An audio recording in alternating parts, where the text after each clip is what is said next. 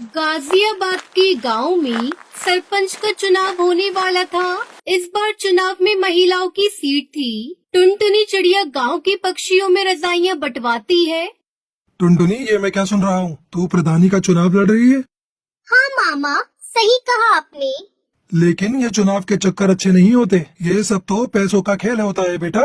हमारे पास तो इतने पैसे भी नहीं है। मामू, आप फिक्र मत कीजिए, मेरी कालू कौवे से बात हो गई है। वो कह रहा था कि चाहे जो भी हो जाए, जो गांव की पुरानी प्रधान सुंदरी देवी को वो प्रधान बनने नहीं देगा, क्योंकि उसने कभी गांव में किसी का भला नहीं सोचा। वो सिर्फ अपने बारे में सोचती है। बात तो तू सही कह रही है। वह जब से प्रधान बनी है, उसने आज तक किसी भी जंगल वाले की कोई मदद नहीं की। बस अपनी कोठी गाड़ियाँ यही बनाती गई है। लेकिन एक बात बता, हम पैसे कहाँ से लाएंगे? मामू, आप फिक्र मत कीजिए। कालू ने कहा है कि मुझे बस चुनाव में खड़ा होना है और आगे जाकर एक अच्छी प्रधान बनना है। बाकी सारे पैसे तो वही लगाएगा। अगर ऐसी बात है तो ठीक है, तू जरूर लड़। बस हमारे घर की इज्जत का ध्यान रखना बेटा, क्योंकि तेरे माँ बाप ने जाते समय तुझे मेरे ही हाथों में सौंपा था। आप बिल्कुल फिक्र मत कीजिए, मैं कोई गलत काम नहीं करूँगी। दूसरी तरफ कालू अपने दोस्त जग्गू कालिया के साथ खेतों में सोया होता है और वो नींद में बड़बड़ाता है। टुनटुनी प्रधान जिंदाबाद, टुनटुनी प्रधान जिंदाबाद। मामू देखो, मैंने कहा था ना, अब आप मेरा टुनटुनी से निकाह कर दीजिए।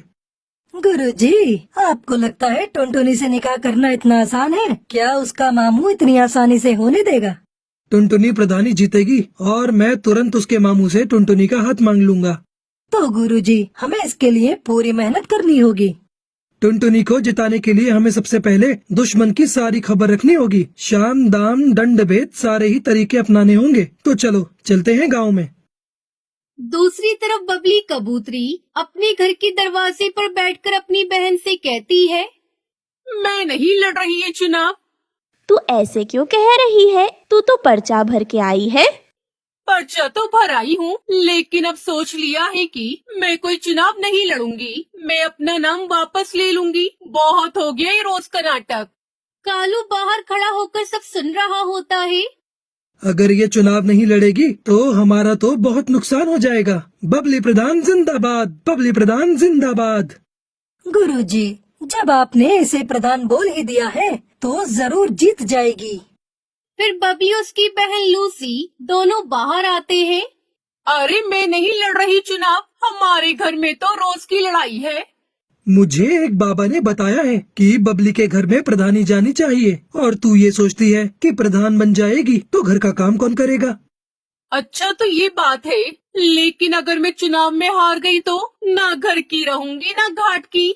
तू तो रही पागल की पागल, तेरा कुछ नहीं हो सकता। तेरे को बोलकर कोई फायदा नहीं, मैं जा रहा हूँ। रुक जा, इतने विश्वास के साथ बोल रहा है तो मैं जरूर लड़ूंगी चुनाव। ये हुई ना बात। अब तेरी बात में कुछ वजन लग रहा है। मुझे तेरी सीट को मजबूत करने के लिए बड़े काम करने हैं। तू जल्दी से जा और 25,000 लेकर आ। 25,000 किस बात के? जो तेरे खिलाफ है उनको पैसे देकर ही तो तेरी तरफ करना होगा। मैं क्यों दूं पैसे? एक तरफ तो तू कह रहा है कि बाबा ने तुझे बताया है कि मैं ही चुनाव जीतूंगी, फिर तू पैसे क्यों मांग रहा है? बाबा ने ये भी बताया है कि तेरे दुश्मन पैसों से बड़े ताकतवर हैं और वे पैसे खर्च करके तुझे हराने की पूरी कोशिश करेंगे। अगर ऐसी बात है तो मैं पैसों में आग लगा दूंगी। अभी लेकर आती हूँ पैसे। बबली कबूतरी कालू को पैसे दे देती है। बबली प्रधान जिंदाबाद, जिंदाबाद, जिंदाबाद। अपने लिए 5-6 अच्छे सूट बनवा ले चुनाव के प्रचार में जाने के लिए। बाकी तेरे पोस्टर मैं बनवा दूंगा, उसके लिए पैसे अलग से दे दे मुझे। अलग से कैसे पैसे? 25,000 की जगह 30,000 दिए हैं। ठीक है, पोस्टर के खर्चे का बाद में देख लेंगे। अब मुझे बहुत काम करना है, जाने दो। बबली प्रधान जिंदाबाद, जिंदाबाद, जिंदाबाद। बबली प्रधान जिंदाबाद करते हुए वो वहाँ से आगे निकल पड़ता है। कालू पूरा माहौल बना देगा, तुझे प्रधान भी बनवा देगा। गुरुजी, कमाल हो गया, 1 मिनट में 30,000। चलो सुंदरी प्रधान के घर। सुंदरी प्रधान जिंदाबाद, जिंदाबाद, जिंदाबाद। सुंदरी प्रधान जिंदाबाद। सुंदरी प्रधान जिंदाबाद करते हुए वो दोनों सुंदरी प्रधान के घर पहुंच जाते हैं। मेरे टक्कर का इस पूरे गांव में कोई नहीं है। प्रधानी का चुनाव तो मैं ही जीतूंगी। हाँ सुंदरी प्रधान, तुम बिल्कुल ही सही कह रही हो, तुम ही जीतोगी। मैं तो स्कूल में खड़ा होकर सारे वोट तुम्हारे ही नाम पर डलवाऊंगा। मेरा बस चले तो सबको भगाकर खुद ही तुम्हारे नाम पर वोट डाल दूं। कालू तू याद रखना मुझे। इसमें याद वाली क्या बात है? मेरे दादा परदादा, इसके दादा परदादा सब हमेशा से ही तेरे साथ हैं। बस कालू तूने कह दिया तेरा साथ है तो आधा चुनाव तो मैं अभी जीत गई। अब तू एक काम कर, थोड़े कंबल ले जा और गांव में बंटवा दे। सुंदरी प्रधान, हम ऐसे ही किसी के पास नहीं जाते और किसी के साथ खड़े हो गए तो उसे जिताकर ही छोड़ेंगे। सही कहा ना चक्कू कालिया? तो बोलो सुंदरी प्रधान जिंदाबाद। बस तुम तो अपनी प्रधानी पक्की समझो। वैसे तो मुझे खुद पर पूरा विश्वास है, अब तुमने कह दिया तो विश्वास और पक्का हो गया। अरे हम जो बताने आए थे वो तो भूल ही गए। मेरे पास बबली आई थी नोटों की थैली लेकर। हमने वो पैसे नहीं लिए। जब उसको वोट ही नहीं देना है तो थैली क्यों लेना है? अच्छा किया। अगर तेरा समर्थन मिल गया कालू तो मुझे हराने वाला कोई नहीं है। तुझे समर्थन चाहिए या वोट चाहिए? बस समर्थन तो हम तेरे लिए ले ही आएंगे और जो वोट नहीं देगा उसे खिला पिला कर तेरी तरफ कर देंगे। मुझे तेरे से यही उम्मीद थी कालू। तू जिस चीज पर हाथ रख देगा वो तेरी होगी। बस एक बार मुझे चुनाव जीत जाने दे। जिस चीज की भी जरूरत हो आकर ले जाना। तेरे घर का तो मैं पानी भी नहीं पीऊंगा। तुझे वोट देने के लिए मैं तेरे से कुछ लूंगा क्या? वह तो जब मैं गांव में निकला तो 2-4 पक्षियों ने पूछा कि भाई किसे वोट डालना है, कुछ खिला पिला दो। उसके लिए मैं तेरे से पैसे लूंगा, उनको खिलाने पिलाने के लिए और तेरी तरफ करने के लिए, वरना मैं तो एक पैसा न लूं। कालू जब तेरे जैसे लोग मेरे फेवर में है ना तो मैं ही जीतूंगी चुनाव। अरे वो हरिया तोती आई थी मेरे पास पैसे लेकर कि मैं और अपने साथ वाले वोट उसे दे दूं। मैंने तो सीधा ही मना कर दिया कि मैं नहीं लूंगा पैसे। जब वोट उसे नहीं देना तो उसके पैसे क्यों लेना? ठीक किया तूने।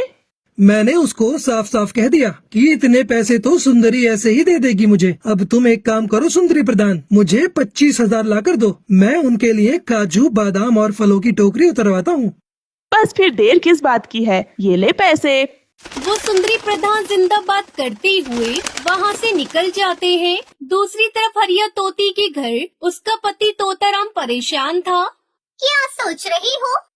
मैं यह सोच रहा हूँ कि तू इस बार चुनाव मत लड़। क्यों न लड़ू चुनाव? मेरी बात हो गई है, सारा गांव मेरे साथ है। अरे 2 बार तो मैं भी चुनाव लड़ चुका, देख हार के बैठा हूँ। तुम हार गए लेकिन मैं तो जीतूंगी। अरे रहने दे, तू क्यों घर को बर्बाद करने पर तुली हुई है? तुम कुछ भी कहो, मैं तो लड़ूंगी चुनाव और जीतूंगी भी। तभी कालू आता है। हरिया प्रधान जिंदाबाद। देखो कालू खुद मेरी जीजी कार करते हुए आ रहा है और ये जिसके पीछे लग गया वो तो जीत ही गया समझो। अरे तोताराम क्या बात हो गई? दुखी क्यों हो? क्या बताऊं तुझे, 2 बार चुनाव लड़ा और हार गया। अब ये चुनाव लड़ने को कह रही है, बात ही नहीं मान रही मेरी। अब हार की बात करेगा तो हारेगा ही। जीत की बात कर, जीत की। पीछे मुड़कर देखना छोड़ दे और आगे की तरफ बढ़। कौन समझाए? ये तो पुरानी बात पकड़ कर ही बैठे हैं। मैंने कहा जिसके साथ कालू हो उसकी तो जीत ही होगी। अब तुम्हें क्या बताऊं, 3 बार आ गए मेरे घर पर 30,000 40,000 लेकर। कह रहे थे कि तुम बस चुनाव जितवा दो, पैसे चाहे कितने भी लग जाएं। तूने किसी को हाँ तो नहीं करे? ऐसे कैसे हाँ कर देता? ऐसी गालियां दी, अगर तू सुनती तो तेरे कानों से खून आ जाता।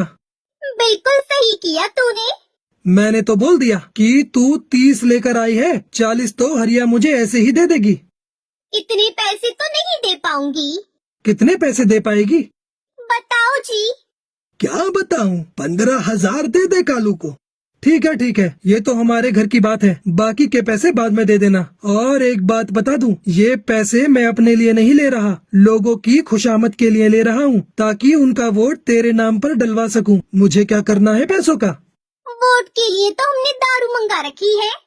अरे बेवकूफ, जो दारू नहीं लेता उनके लिए कुछ और मंगवाना पड़ेगा। बस ये पैसे उनमें ही खर्च करूँगा। ठीक है, पैसे ले जा और दारू की बोतल भी ले जा और बना दे हमारे नाम का माहौल पूरे गांव में। कालू और जग्गू कालिया हरिया प्रधान जिंदाबाद करते हुए वहाँ से निकल जाते हैं। कुछ दिनों बाद बबली अपनी बहन से कहती है, मुझे बाकी किसी से डर नहीं है, सिर्फ टुनटुनी से डर है। बिना पति के इलेक्शन लड़ रही है। गांव के सारे मर्द पक्षी तो इसे ही वोट देंगे। तुम फिक्र क्यों करती हो? वैसे भी ये अपने गांव की है नहीं, ये इसके मामा का गांव है। इसकी सीट तो कैंसिल ही कर देंगे। वोटिंग का दिन आता है और गांव में वोट पड़ते हैं। सुनो गांव वालों, हमारे अधिकारी जी ने वोटों की गिनती कर ली है। अब वह परिणाम की घोषणा करेंगे। गांव वालों, टुनटुनी 103 वोटों से आगे है और वह गांव की प्रधान घोषित की जाती है। टुनटुनी कालू सब नाचने लगते हैं। गांव वालों, हमें पंचायत बुलानी होगी। यह चुनाव गैर कानूनी हुआ है। हाँ हाँ, सही कहा तोताराम ने। ये चुनाव गैर कानूनी है। टुनटुनी तो इस गांव की है ही नहीं, फिर ये चुनाव कैसे लड़ सकती है? गांव की चौपाल पर पंचायत बिठाई जाती है। गांव वालों, तोताराम का ये कहना है कि टुनटुनी इस गांव में गलत तरीके से चुनाव जीती है, क्योंकि वह इस गांव की है ही नहीं, इसलिए चुनाव दोबारा होंगे। क्यों होगा दोबारा चुनाव? मैं प्रधान बनी हूँ, मुझे जिताने वाले गांव के पक्षी ही हैं। हम पागल हैं जो हमने चुनाव के लिए 10 बीघा जमीन बेच दी। मैंने कोई गैर कानूनी तरीका नहीं अपनाया है। चुनाव लड़ने जीतने के लिए मैं इस गांव की हूँ। मेरा निकाह इस गांव में हुआ है और इस हिसाब से मैं यहाँ चुनाव लड़ सकती हूँ। किसके साथ हुआ है तेरा निकाह? हमें भी तो बता। कालू से हुआ है मेरा निकाह, मैं झूठ नहीं बोल रही।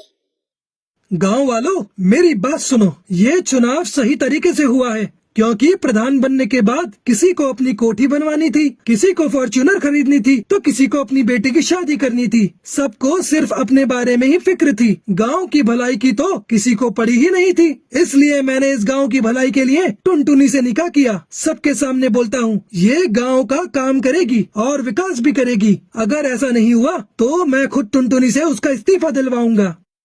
गांव वालों, मैं यहाँ पर बड़ी हुई हूँ, लेकिन मैंने हमेशा आप सबको गांव की टूटी सड़कों की वजह से परेशान होता हुआ देखा है। इस गांव में 5वीं क्लास के बाद कोई स्कूल नहीं होने की वजह से बच्चों को इतनी दूर पढ़ाई करने के लिए दूसरे गांव में उड़ता हुआ देखा है। मेरे मामू मुझे पढ़ाना चाहते थे, लेकिन हमारे गाँव में कोई स्कूल नहीं था, जिस वजह से मैं आगे नहीं पढ़ पाई। और मैं नहीं चाहती कि हमारे गांव की आगे आने वाली पीढ़ी कम पढ़ी लिखी हो, खास तौर पर चिड़ियाएं, जिन्हें आप सब आगे की पढ़ाई के लिए दूसरे गांव नहीं भेजते। गांव के सभी पक्षी कालू और टुनटुनी के लिए ताली बजाने लगते हैं और इस तरह टुनटुनी चिड़िया जंगल के प्रधान बन जाती है और कालू की टुनटुनी से शादी हो जाती है।